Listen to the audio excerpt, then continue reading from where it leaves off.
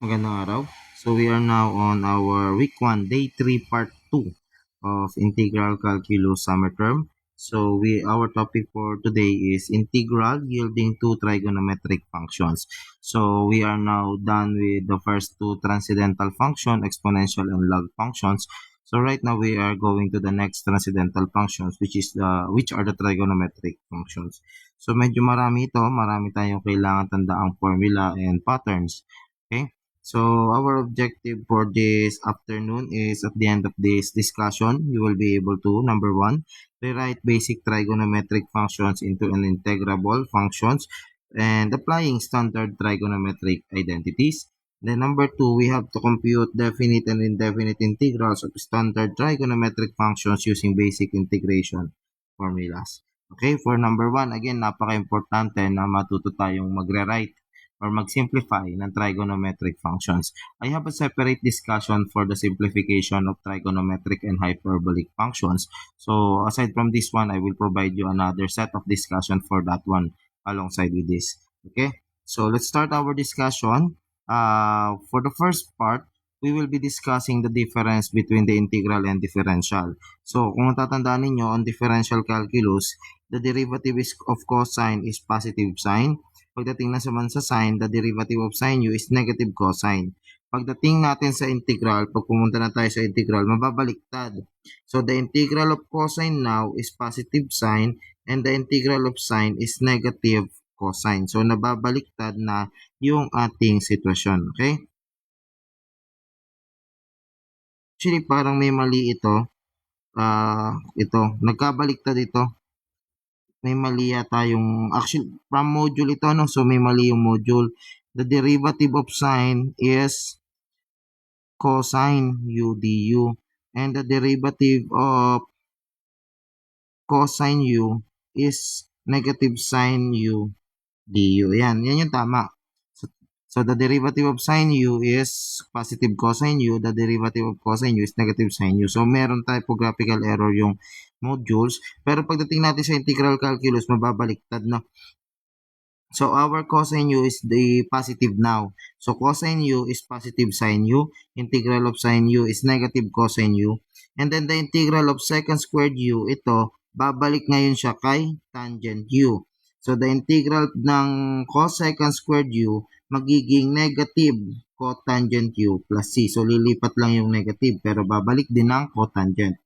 Next one is, doon naman sa secant, that is the integral of sec u tan u du, babalik siya papunta kay secant.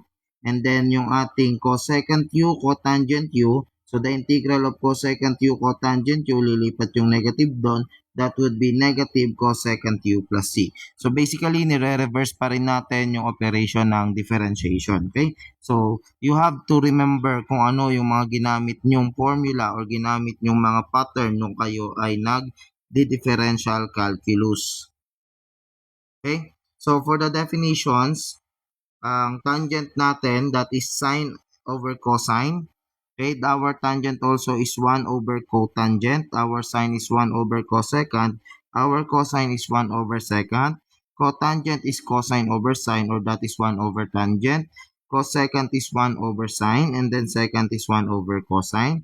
So for identities, we have tangent x, cotangent x, that is equal to 1. Sine x, cosecant x, that is equal to 1. Cosecant x, secant x is equal to 1. For identities more, this is Pythagorean identities. Marami pong identities, pero focus lang muna natin ngayon ay Pythagorean. You have to remember all of the identities na meron sa trigo. Gagamitin natin lahat yan. But for the basic, meron tayong Pythagorean identities. We have sine squared x plus cosine squared x is equal to 1. Tangent squared x plus 1 is equal to secant squared. Cotangent squared x plus 1 is equal to cosecant squared. Take note, the power should be squared kasi galing yan sa sa Pythagorean triangle. So kung meron kang theta rito, 'di ba? Nang natatandaan natin, this is A, this is B, and this is C. So kapag meron kang A squared plus B squared equal to C squared, meron kang Pythagorean formula. So ito yung Pythagorean. Kapag dinivide ko to both side kay A squared a squared. So, mapapansin nyo, a squared over a squared, that is 1, which is equal to plus rather, ay, hindi ito na-delete. So, dito na lang. This is 1, a squared over a squared plus, yung b squared over a squared natin, that is b over a. So, opposite over adjacent, that is tangent. So, this becomes tangent squared theta. Okay? And that is equal, yung c squared naman natin over a squared, that is hypotenuse over adjacent. So, kabaliktaran ng cosine, which is secant. So, this is secant squared theta.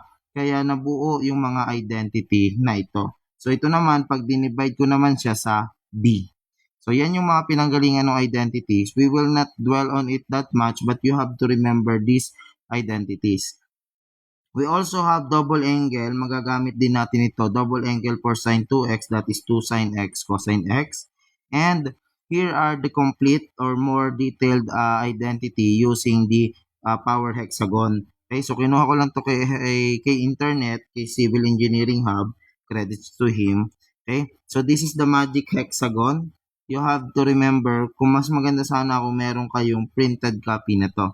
Okay, so we have the Pythagorean identities here. We have the product identities, the reciprocal identities, and the quotient identities. Okay? And you also have to remember yung ating unit circle. So, sa unit circle, hinahati natin yung circle into different segments or different points. For example, for 30 degrees, the value of this is pi over 6. So, dito, ang nakikita nating value ay meron tayo ditong yung square root of 3 over 2 or yung unang digit that represents cosines. And then yung second digit that represents sines. For example, if you want to find the cosine of pi over 6, that is equivalent to square root of 3 over 2. If you want to determine the cosine of negative 2 pi over 3, so saan si negative 2 pi over 3? So, negative 2 pi over 3, so 0, babalik tayo dito. Wala nga palang negative dito. Positive na lang natin. So, 2 pi over 3, hanapin natin. Meron ba tayong 2 pi over 3? Ayun. So, 120 degrees or 2 pi over 3. Ang kanyang cosine ay negative 1/2. Okay? So, kapag ka negative cosine 2 over 3, ia-atras mo lang dito. Dito mo kukunin. Ganito yung ikot ng negative. So, yung negative cosine over 3, pupunta lang dito. Naka-mirror. Ito yun. Okay? Sorry. Ito pala. Ito. Pa-mirror vertically. So, ito yung ating cosine negative 2 pi over 3. Okay? So, si unit circle, nagamit na natin yan nung tayo ay nagdi-differential calculus. So, gagamitin pa rin natin yan ngayon. Okay? So, let's proceed with the sample problems. Take note, kailangan natin tandaan yung ating yung ating formula, basic integration formula. Tingnan tong maigi, i-screenshot.